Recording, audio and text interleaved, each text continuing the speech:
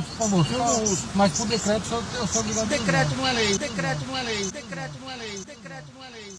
Você com certeza viu esse vídeo. Muito provavelmente você se perguntou, ué, mas decreto é lei ou não é? E se não for, eu posso desrespeitar? Vamos entender isso nesse vídeo.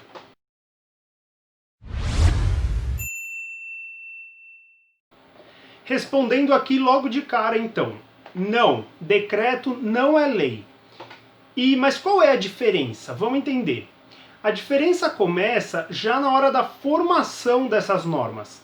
A lei passa por dois poderes do nosso Estado para ser criada. Primeiramente, ela passa pelo poder legislativo, que discute e aprova o projeto de lei. Depois ela vai para o poder executivo, onde ela é sancionada e o projeto de lei, que até então era só um projeto, se torna lei de fato. E o decreto? O decreto ele tem menos força normativa do que a lei, justamente porque ele não passa por dois poderes. Ele não é discutido e aprovado no poder legislativo. Ele somente é elaborado e assinado pelo presidente da República ou pelo governador de um estado ou pelo prefeito de uma cidade, conforme o caso. Pois muito bem, e por que eu disse que o decreto tem menos força normativa do que uma lei? O que isso significa? Significa o seguinte: o nosso ordenamento jurídico ele é baseado numa pirâmide hierárquica. No topo dessa pirâmide a gente tem a Constituição Federal, depois as leis, medidas provisórias, os decretos, as resoluções, etc.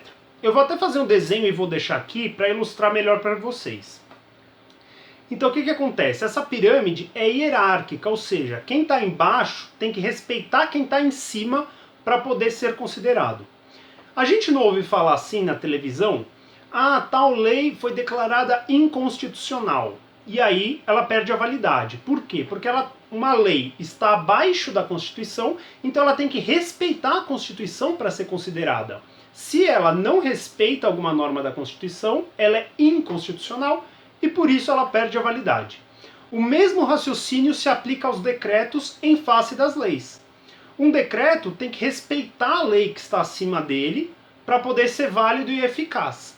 Caso contrário, ele não será considerado.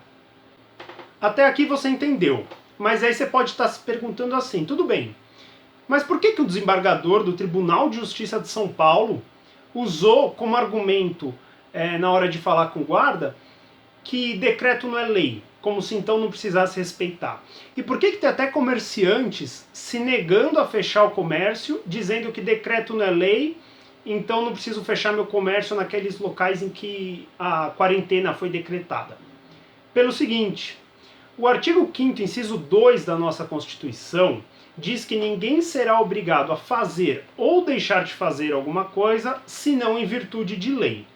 Então logo a pessoa pensa assim, bom, eu não sou obrigado a fechar meu comércio se uma lei não mandar. Decreto não é lei, então eu não vou respeitar o decreto. Mas aí tem um engano, pessoal. Se o decreto é válido e eficaz, se ele está sendo considerado, se ele está sendo cumprido, é porque o fundamento da validade dele se encontra numa lei que está acima.